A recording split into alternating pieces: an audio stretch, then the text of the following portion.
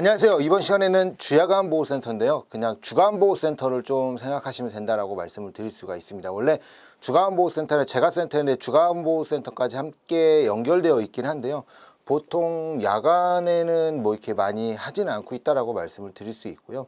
야간보호까지는 대부분 안 하시고요. 그래서 이제 주간보호를 좀 보려고 하는데, 자, 이 주간보호센터라고 얘기하면은 또 서울에서는 주간보호센터를 본 적이 없는데 라고 또 말씀을 드릴 수가 있어요. 그 이유가 뭐냐면 서울에서는 이제 데이케어 센터라고 이제 이름을 사용하고 있거든요. 그래서 이제 원래 법적 명칭은 주간보호센터가 맞다라고 말씀을 드릴 수가 있습니다. 그러나 데이케어 센터가 그 역할을 하고 있다. 그래서 서울시만, 다른 지역은 상관이 없는데 그 서울시만 이 주간보호센터라는 이름을 사용하지 않고요, 데이케어 센터를 사용하고 있다라고 말씀을 드릴 수가 있습니다. 그럼 주간보호센터가 무엇이냐라고 말씀을 드릴 수가 있는데요. 이 주간보호센터가 무엇이냐라고 하면 우리가 쉽게 생각하면, 자, 영유아들이 있습니다. 그래서 영유아들이 제일 먼저 가는 곳이 어린이집을 먼저 가죠. 그리고 유치원을 갑니다. 자, 제가 그 어린이들 영유아를 의미했는데, 이 아이들이 어린이집이나 유치원에 가는, 그래서 아침부터 유치원 같은 경우는 좀 일찍 오긴 하지만요, 어린이집 같은 경우는 오후까지 있다 오죠. 그 낮 동안 보호를 받는, 그래서 이제 그 맞벌이 부부들의 그런 아이들을 맡길 수 있는 곳이 이제 어린이집 유치원이다라고 얘기한다면 마찬가지다라고 좀 생각하시면 됩니다. 그래서 어른들이 낮 동안 보호를 받으려고 하는 곳이 이 주간보호센터다라고 말씀을 드릴 수 있습니다. 그래서 어느 곳에서는 그 명칭을 주간보호센터 이런 것도 쓰긴 하지만, 그 노인들의 유치원이라고 그래가지고 노치원이라고 이제 그 명칭을 사용하는 것도 있다라고 말씀을 드릴 수가 있습니다. 그래서 이 영유아들은 어린이집 유치원을 가게 되고요. 그다음에 아동 같은 경우에는 지역아동센터를 간다라고 말씀을 드릴 수 있습니다. 그리고 장애인 주간보호센터가 또 따로 있고요. 그리고 이 노인들은 65세 이상의 노인들은 이 주간보호센터를 간다라고 말씀을 드릴 수 있는데, 이 주간보호센터를 가는 것이 그냥 모든 65세 이상의 노인들이 간다라고 할 수는 없겠죠. 그 65세 이상 혹은 65세 미만인 자중 노인성 장애를 갖고 이제 등급을 받은 사람만 주간보호센터를 간다라고 생각하시면 됩니다. 자, 등급이 없는데 나는 주간보호센터를 가고 싶다 하시는 분들도 계실 수 있겠죠. 가셔도 됩니다. 가셔도 되는데, 문제가 무엇이냐, 국가의 지원을, 그러니까 공단의 지원이죠. 국가의 지원이라고 할 수도 있긴 하지만 노인 장기요양보험에서 이 보험에 대한 혜택을 받지 못하고요, 거기에 들어가는 모든 비용은 본인 100% 자부담을 하면 주간보호를 갈 수 있다라고 말씀을 드릴 수 있습니다. 근데 제가 생각해도 치매가 없으신 분들이 주간보호에 가서 무엇인가를 한다라는 것 자체가 조금 안 맞는다라고 말씀을 드릴 수 있습니다. 그래서 가서 프로그램이라든지 이런 것들이 안 맞죠. 그래서 보통 어르신들이 많이 가는 곳이 이 노인교실이라든지 또는 이제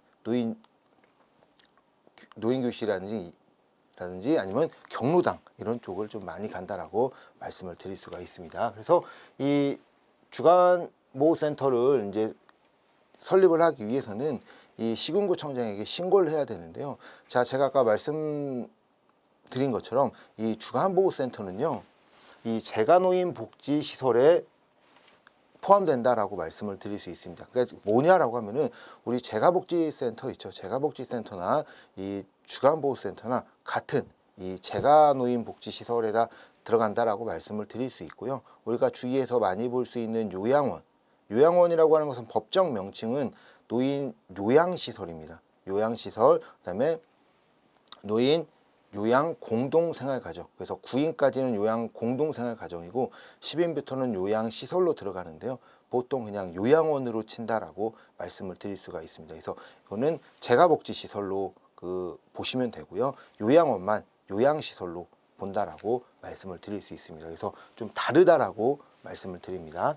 그래서 시군구청장에게 제출해야 되는가, 이런 신고서를 제출하는데, 우리가 재가복지센터나 요양원에서 이야기했던 것들과 마찬가지예요. 그래서 이제 서류들을 이제 많이 보죠. 이제 지정제로 바뀌다 보니까 이제 서류 심사들이 이제 많이 까다로워졌다라고 말씀을 드릴 수 있는데요. 그 이유들이 지난 재가복지시설 때 말씀을 드렸을 거예요. 그 이유가 많은 것들이 있었지만 뭐였어요?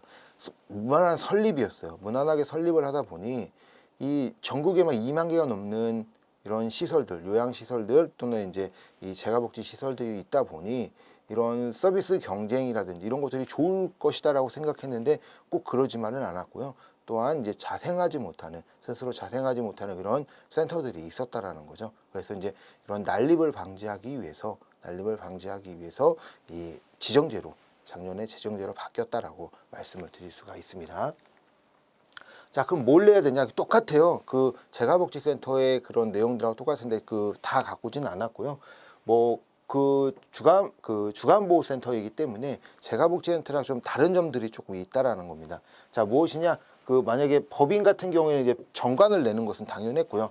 뭐가 없습니다. 위치도, 평면도, 설비 구조 내역서들을 내야 된다라고 얘기하는 겁니다. 그래서 물론 이제 재가복지센터도 그 평면도를 내라고 얘기를 하는데요. 뭐 그런 것들처럼 이런 설비 구조들 위에 스프링클러가 있는지, 뭐 화재 경보기가 있는지 이제 이런 것들이 이제 달라진다라고 말씀을 드릴 수 있습니다. 그래서 이 재가복지센터에서는 파견 업무였잖아요. 파견 업무다 보니까 그렇게 이제 건물에 대한 또는 그런 시설에 대한 것들이 조금 낮았어요. 진입장벽들이. 근데 이 주간보호센터 같은 경우 뭐예요? 같이 낮 동안에 한동안 어르신들이 계속 있어야 되기 때문에 화재라든지 아니면 문제가 생길 수 있는 것들에 대한 대비들이 중요해진다라고 말씀을 드릴 수 있겠죠. 그렇기 때문에 거기에 따른 행동들이 모두 들어간다라고 말씀을 드릴 수가 있습니다. 그래서 뭐 소화기가 있는지 뭐 이런 모든 것들도 다 본다라고 말씀을 드립니다. 자, 이용료와 그 밖에 이용 부담하는 관계 서류들이 있겠죠. 즉 계약서라고 좀 생각하시면 됩니다. 그래서 어르신들하고 체결한 계약서들, 그리고 뭐 요양보호 선생님들하고 체결했던 그런 계약서들을 좀 생각하시면 된다라고 말씀을 드릴 수 있고요. 자, 사업계획서를 제출해야죠. 뭐 재가복지센터도 마찬가지였습니다. 사업계획서를 제출해야 됩니다. 어떻게 하겠다.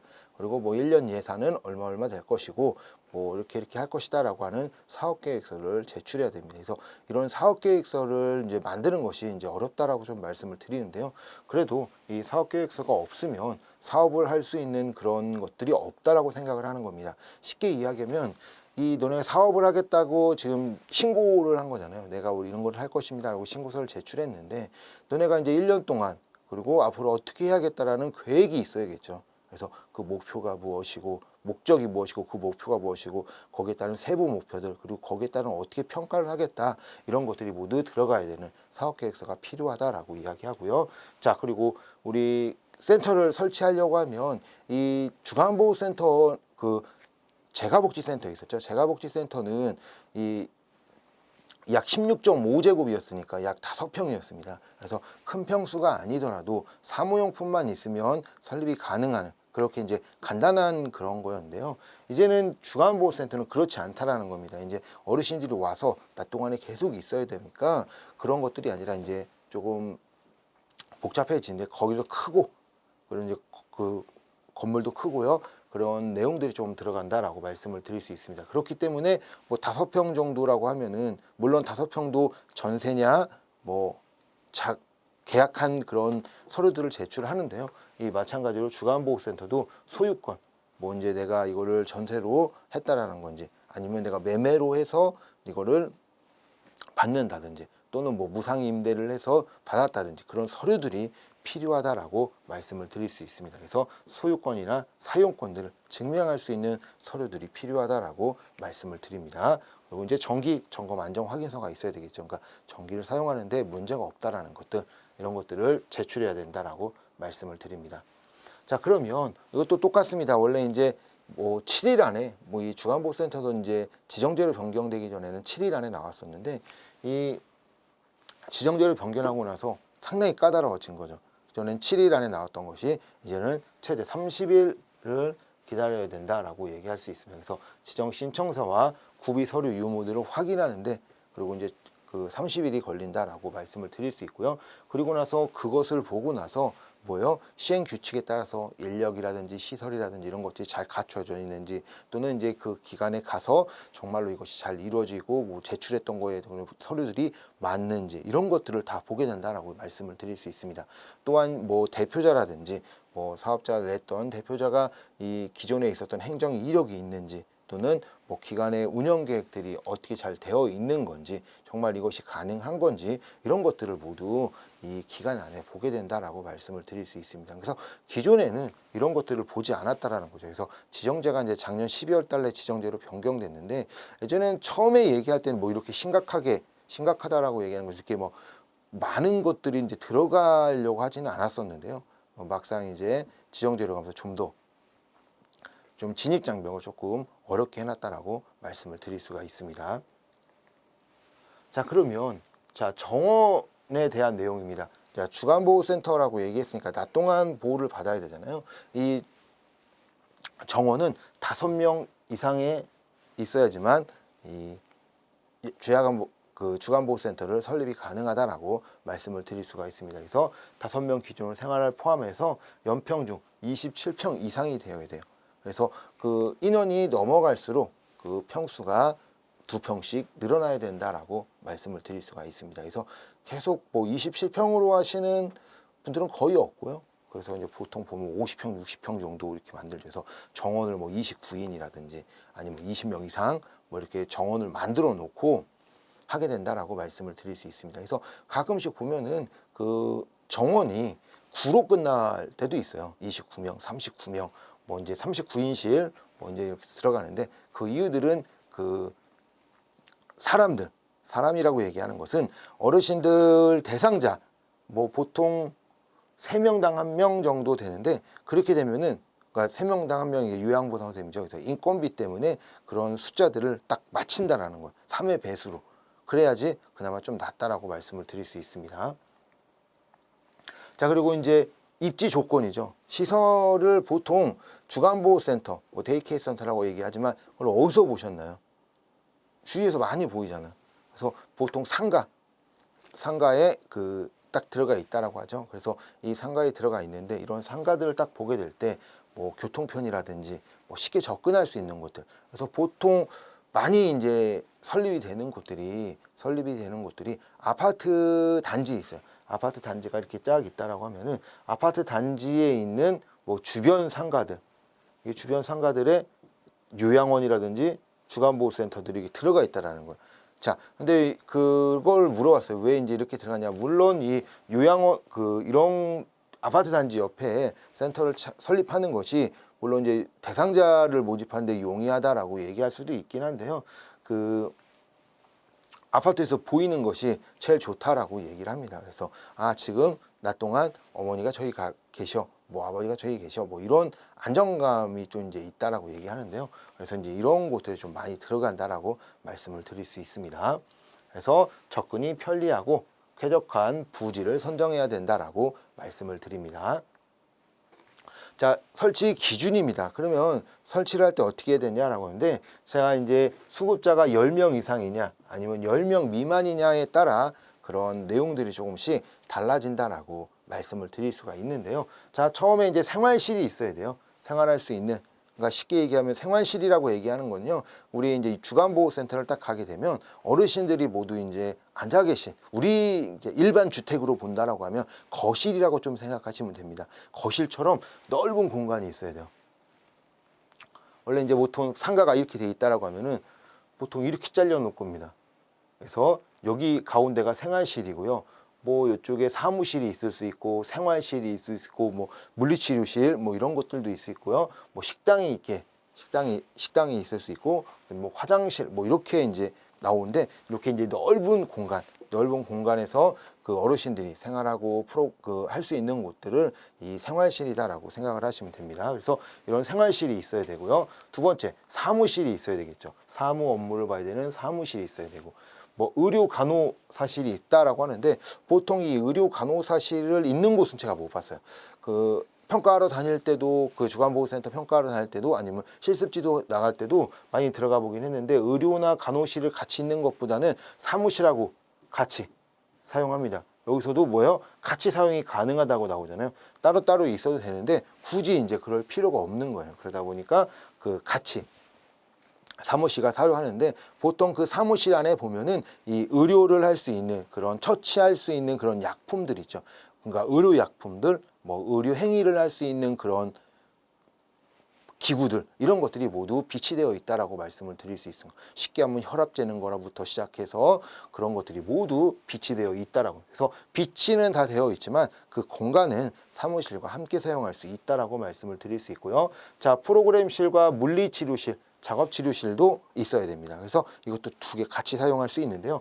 보통 이 물리치료실이라든지 프로그램실 같은 경우는 프로그램을 진행하는 거예요. 마찬가지로 프로그램을 진행하는데, 근데 프로그램을 진행하는데 누구나고 누구는 안 할 수는 없는 거잖아요. 보통 보면은 이제 이 프로그램실도 이제 있긴 하지만 이 물리치료실이나 작업치료실하고 이제 같이 해놔서요. 그 안에 이제 할 수 있도록 보통 뭐 제가 봤던 뭐 좀 잘 돼 있는 곳이다라고 하면은 그 직업 그 운동을 할 수 있도록 아예 운동 치료가 가능하게끔 그런 기구들이 들어와 있는 그런 주간보호센터도 있었고요.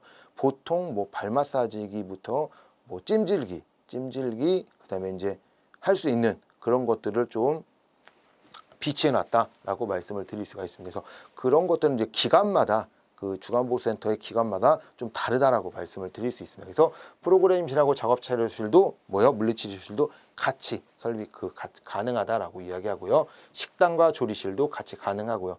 자, 10명 미만이면은 화장실이 없어도 된다. 화장실하고 목욕실, 세탁장을 같이 사용해도 없어도 되는 게 아니라 같이 사용해도 된다라고 얘기하는데 10명 이상은 화장실하고 세면장하고 세탁장을 분리해라라고 이야기를 하는 겁니다. 그래서 방금 이야기한 내용들입니다. 그래서 10명 이상인 경우에는 사무실과 의료, 간호실 공간 함께 사용할 수 있으나 그 비용은 모두 갖추고 있어요. 시설에 대한. 그래서 아까 제가 말씀드린 것처럼 의료 행위를 할 수 있도록 의료 그런 시스템들이 모두 갖춰져 있어야 된다라고 말씀을 드릴 수 있습니다. 그래서 제가 또 보는 것들이 이제 어르신들 같은 경우에는 이제 약들을 많이 드셔서 그 무슨 약을 언제 먹어야 된다라는지 이런 것들을 딱 한눈에 볼 수 있도록 약을 넣는 그런 통들도 있었고요. 그래서 그런 모든 것들이 있어야 된다라고 말씀을 드릴 수가 있습니다. 그래서 공간은 함께 할 수 있지만 기능은 모두 갖추고 있어야 된다라고 얘기하고요. 작업치료실도 공간은 함께 사용할 수 있지만 물리치료 할 수 있도록 물리치료 그런 서비스들이 다 있어야 되고 그 프로그램실 안에서 그것을 한다라고 하면은 같이 할 수 있도록 그런 기능들은 모두 가지고 있어야 된다라고 말씀을 드릴 수가 있습니다. 자, 그리고 이제 치매 전담실이 있어요. 이제 치매 전담실을 이제 논다. 그러니까 주간보호라고 해서 치매 전담실을 논다. 뭐 놀 수도 있고 안 놀 수도 있는데요. 이제 보통 넣더라고요. 이제 그 이유가 무엇이냐라고 하면은 뭐 치매 전담실을 놓고 그 공간만 또 따로 있으면 되니까 그 공간만 놓고 거기서 이제 치매 전담으로 치매만 이제 등급이 있잖아요. 이제 등급이 이제 있다 보니까 등급이 이제 뭐 심하신 분들도 계시고 뭐 덜 심한 분들이 계십니다. 그래서 등급이 나왔기 때문에 치매 등급으로 이제 5등급을 받았다라고 하면 치매 전담실이 있어야지만 그 있는 곳에 이제 서비스를 받을 수 있는 거거든요. 그러다 보니 그런 대상자들을 받기 위해서 이 치매 전담실을 만든다라고 말씀을 드립니다. 그래서 치매 전담실을 만들어 놓고 그냥 따로 별도의 공간만 있으면 돼요. 그 공간에 맞추어 놓고 하는데 거기는 출입문이 있어야 되겠죠. 들어갈 수 있는 문이 있어야 되고 화재가 생긴다든지 비상시에 열 수 있도록 그런 문들이 있어야 된다라고 말씀을 드릴 수 있습니다. 그래서 하고 뭐 평소에 문을 잠가 놓냐 그렇진 않다라고 하죠. 왜 치매 전담실이라고 해서 그 우리 시기는 이런 공간에 여기 치매 공간에서 이제 치매 전담실 이렇게 하나 이렇게 빼놓는 것뿐이지 그 센터 안에서 이제 그 한 공간 뭐 예를 들어서 이제 프로그램실이 뭐 예를 들어 세 개가 있었어요. 세 개가 있었다. 그럼 요거 하나를 치매 전담실로 바꾸는 것뿐입니다. 그러다 보니까 뭐 기존에 있었던 거죠. 그래서 뭐 문을 잠가 놓는다 그렇진 않는다라고 말씀을 드릴 수 있습니다. 자, 그리고 이제 시설 규모, 구조 설비는 이용자가 쾌적한 일상생활을 하는데 적합해야 됩니다. 그래서 그 환기도 시킬 수 있고 뭐 하는데 보통 환기를 시킨다라고 얘기하면 뭐 물론 그 창문을 열고 뭐 이런 환기도 있을 수 있긴 하지만요. 기계적으로 그 내부 환기를 할 수 있는 것들도 있고요. 그리고 이제 창문에 이제 그 보호 장치를 다 해놔야 돼요. 왜 그러냐면 그 쉽게 얘기하면 뭐 환기시키고 뭐 한다고 이제 창문을 열었는데 보통 우리 집 뭐 저희 집도 마찬가지죠. 창문을 열면 뭐가 있냐? 방충망이 있어요. 방충망을 열면 뭐 물론 거실 큰 베란다 거기는 이제 보면 이렇게 이제 안전바들이 아파트에 다 안전바들이 있으니까 어느 정도 높이 뭐 허리까지 오는 높이에 이제 안전바가 있다라고 얘기는 하지만 창문을 보면 저희도 창문에 그 방충망 열면 아무것도 없어요. 보통 그런다는 거죠. 물론 지금 1층 뭐 이런 것들은 이제 이렇게 들어오지 않게 창살로 이제 막아놓기도 하는데 그 모든 것들을 해놔야 된다는 거죠. 왜 그러냐면 어르신들이 어쩔 줄 모르는 대로 창문을 열었다가 열어놨는데 문제가 생기면 안 될 수 있겠죠. 그래서 이런 것들도 모든 것들 다 해놔야 된다라고 얘기하고요. 그리고 복도 화장실, 생활실, 침실 이런 것들을 통상 이용하는 곳은 휠체어가 이동이 가능한 공간으로 확보해야 됩니다. 그러니까 휠체어가 움직일 수 있는 그 통로의 거리들이 있어야 된다는 거죠. 보통 치매 어르신이라고 해서 뭐 휠체어는 안 타니까 뭐 이렇게 말씀을 하실 수도 있긴 한데 만약에 이제 휠체어를 타신 분이 오실 수도 있잖아요. 그래서 그런 거리들, 공간들 뭐 돌 수 있고 화장실에서 돌 수 있고 또는 이제 화장실에 장애인용으로 모든 것들을 설치해 놔야 된다라고 말씀을 드릴 수 있습니다. 그래서 어떻게 될지 모르기 때문에 그런 것들에 대해서는 모두 대비를 해놓고 있어야 돼요. 그래서 그런 것들을 해야지 이렇게 하지 않고 신고하면요 이게 안 나온다라는 거예요. 그래서 그 공간들도 모두 맞춰놔야 된다라고 말씀을 드릴 수가 있습니다. 그리고 문턱은 제거해야 되겠죠. 이건 당연한 거겠죠. 왜요? 문턱이 걸려서 넘어질 수 있겠죠. 저희 집도 이제 문턱이 없는데 왜 그러냐면 문턱 없는 이유가 뭐 우리 아기가 이제 어리기 때문에 거기에 따른 이제 문턱을 없앤 그런 것도 있긴 하지만 그 어르신들도 마찬가지라는 거죠. 문턱에 뭐 다리를 찢는다든가 아니면 그 문턱으로 인해서 넘어진다든가 이러면 그 불상사가 이제 엄청나게 커지겠죠. 그래서 그 뒷수습은 필요가 없는 거예요. 뒷수습이 필요 없다라는 게 뭐냐면 그 사고가 생겨서 어르신의 그 수습을 잘 했다 하더라도 그거는 이제 사고가 생겼다는 거기 때문에 예방이 중요한 거지 후속 처리가 중요한 것은 아니다라는 거죠. 그래서 예방을 하기 위해서 문턱을 제거한다든지 손잡이 부착해서 움직일 수 있도록 그리고 바닥은 미끄러지지 않는 그런 재질들이 있습니다. 그래서 미끄러지지 않도록 이런 것들을 해놔야 뭐 여기뿐만 아니라 이 모든 그 바닥뿐만 아니라 화장실도 그렇고요, 계단도 그렇고요. 그래서 미끄럼 방지를 무조건 다 해놔야 된다라는 거죠. 뭐 왜 그러냐라고 하면 당연한 거예요. 그래도 넘어지시기라도 한다면 무조건 골절로 들어갈 것이고 그 뒷수습은 하기가 어려워지게 되는 거죠. 그래서 이런 것들 미끄럼 방지하는 것들 그리고 어르신들이 활동하는 데 편리할 수 있도록 그런 구조들을 갖춰야 된다라고 말씀을 드릴 수 있습니다. 소화용 기구, 즉 소화기죠. 소화기를 비치했는데 보통 소화기보다는 우리 이제 그 일반용 우리 빨간색 소화기 있잖아요. 이렇게 누르는 소화기. 물론 이게 핀 뽑고 하는 소화기도 있을 수 있는데 보통 많은 것이 투척용 소화기죠. 근데 이 투척용 소화기의 또 단점이 뭐냐면 그 어르신들이 색깔이 예쁘고 이러니까 그걸 자꾸 만지는 건가. 투척용 소화기가 이제 높은 곳에 있는 게 아니라 높은 곳에 있으면 안 되겠죠. 왜 그러냐면 높은 곳에 어르신들 손 안 닿게 높은 곳에 놨어요. 야, 불 났는데 이거 어떻게 할 거냐. 또 이제 이런 문제가 생기기 때문에 좀 보통 이제 허리 정도 높이에 이제 이렇게 놓거든요. 그러다 보니까 또 어르신들이 또 만지고 또 이제 이런 문제들도 있어서 좀 보이지 않는 곳에 좀 많이 논다라고 말씀을 드릴 수 있습니다. 그래서 소화용 기구들을 비치하고요. 비상구를 설치해서 뭐 2층, 3층 이렇게 된다라고 하면 그 내려갈 수 있도록 비상구 탈출할 수 있도록 그 리프트 같은 것들을 한다든지 사다리를 넣는다든지 또는 그 줄로 묶어서 내려가는 그런 것들을 이제 만들어 놓는다라고 말씀을 드릴 수 있습니다. 그리고 설비도 상수도 의해서 수서 설비도 해놔야 되고요. 자, 음용할 경우 설비에서 있는 물을 먹을 경우 수질 검사를 꼭 받아야 된다. 그래서 보통 그냥 먹진 않죠. 누가 그냥 그 수돗물을 그냥 먹진 않고 보통 정수기로 해서 한다라고 얘기할 수 있고요. 뭐 오물, 빗물 이런 거 오면 배수 설비 잘 가. 그래서 보통 이런 것들을 뭐 한다라고 얘기하지만 이거는 우리가 보통 하는 것이 아니라 뭐 상가라든지 이런 데 들어가면 이런 것들은 다 되어 있다라고 말씀을 드릴 수 있습니다. 그리고 침대가 2층 이상인 경우 건물 내 경사로를 설치해야 되는데 보통 침대가 2층에 있지는 않아요. 그리고 이제 경사로를 설치하지 않으려고 하고요. 그리고 경사로를 설치하라고 하는 것은 뭐냐면 이제 어르신들이 계단을 가기가 힘들고 넘어질 수 있으니까 뭐 우리 리프트라고 해야 되나요? 리프트 이렇게 갈 수 있도록 리프트가 되어 있잖아요. 그 휠체어가 갈 수 있는 리프트 뭐 이런 경사도를 설치하라고 하는데 보통 어떻게 되어 있어요? 그 건물 들어갈 때 엘리베이터 있는 곳으로 들어가죠. 뭐 2층, 3층 들어가는데 엘리베이터가 없는 곳에 주간보호센터를 설립한다? 그런 분들은 없습니다. 그래서 1층으로 설치한다면 문제가 되지 않지만 2층, 3층 할 때면 보통 엘리베이터, 승객용 엘리베이터가 있는 곳에 들어간다라고 말씀을 드릴 수 있어요. 그러면 경사도를 설치하지 않아도 됩니다. 그리고 야간 상용등, 화장실에는 복도는 근데 이건 또 다 되어 있죠. 위에 비상구라고 하는 그 불빛이 다 들어가 있어야 된다라고 말씀을 드릴 수 있고요.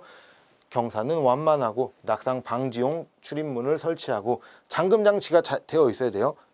왜 그러면 잠금 장치가 안 돼 있으면 어르신들이 밖에 나가 버리니까. 그리고 이제 배회하게 되니까 그렇게 하지 않도록 되어 있어야 된다. 그리고 바닥은 부드럽고 미끄러지지 않는 바닥재를 사용해야 된다라고 말씀을 드립니다. 그리고 주방에는 위험 하자가 있는 곳이면 안 되겠죠. 그래서 그 주방에서는 불을 사용하고 이제 위험한 칼도 있고 이러니까 어르신들이 들어가지 못하도록 들어갈 수 출입이 불가능하게 그 주방을 만들어놔야 된다라고 이야기하고요. 그리고 배회 이용자들, 그러니까 배회하지 않도록 실종에 이제 예비할 수 있도록 보통 잠금 장치가 돼 있다라는 거죠. 그래서 나갈 때도 그 직원들은 그 키를 번호를 누른다든지 키가 있어서 나가고 들어올 수 있도록 그렇게 해놓는다라고 말씀을 드릴 수 있습니다. 그리고 생활실도 어르신들이 그냥 자유롭게 들어갈 수 있도록, 그리고 거기에 뭐 통풍 장치라든지 채광 이런 것들이 잘 되어 있어야 되고요. 사무실에는 사무 업무를 볼 수 있는 그 집기들이 있어야 된다라고 말씀을 드릴 수가 있습니다. 자, 간호실은 아까 이야기한 것처럼 위생지도 할 수 있는 의료기구 갖고 있어야 되고요. 프로그램들은 문화 설비와 오락기구를 갖춰야 되는데 보통 가면 그 노래방 기계 뭐 이런 것들이 있습니다. 그래서 어르신들이 뭐 노래 부르고 싶다라고 하면 노래도 부르기도 하고요. 그렇게 할 수 있도록 해줘야 된다라고 말씀을 드립니다. 자, 물리치료실에는 기능 감퇴를 방지하기 위해서 훈련에 지장 없는 면적과 그 장비들을 갖춰야 된다. 그래서 뭐 마사지기도 있고 찜질할 수 있는 것도 있고 이제 그런 것들이 있다라고 말씀을 드립니다. 식당 조리 아까 말씀드린 것처럼 세척의 불리한 구조들, 채광이 잘 되고 창문엔 방충망 설치해야 되고요. 식기는 소독하고 위생적으로 할 수 있겠죠. 자, 그런데 이걸 만들기 싫어요. 그러면은 급식 제공을 외부 기관에 위탁하면 됩니다. 위탁하게 되면은 이런 조리실을 두지 않아도 된다라고 말씀을 드립니다. 세면장도 미끄럽지 않아야 돼요. 다치면 안 되겠죠. 자, 욕탕 샤워기 깨끗한 물을 사용할 수 있도록 설비가 갖추어 있어야 되고요. 그리고 세탁장과 건조장이 있어야 돼요. 그래서 거기에 나오는 그런 세탁할 수 있는 것들, 그리고 세탁을 할 수 있는 세탁기도 있어야 되겠고요. 또한 건조할 수 있는 건조장이 따로 마련되어 있어야 된다는 겁니다. 그런데 그걸 만들기 싫어요. 그럴 때는 어떻게 하냐? 위탁 처리하면 됩니다. 그래서 세탁을 주로 하는 그런 곳에 맡기면 되겠죠. 그렇지 않는 이상 이런 세탁장과 건조장을 이제 만들고 있어야 된다. 그래서 10인 이상 되면 화장실하고 분리가 돼야 된다라고 아까 말씀을 드렸죠. 그래서 이런 세탁장, 건조장들을 둬야 된다라고 말씀을 드릴 수가 있습니다. 자, 이렇게 해서 이제 주간보호센터의 이제 그런 시설에 대한 내용들을 좀 알아봤습니다. 그래서 다음 시간에는 뭐 인력이라든지 그 내용들을 좀 더 프로그램에 대한 내용들 이런 것들 좀 보도록 하겠습니다. 여기까지 하도록 하겠습니다.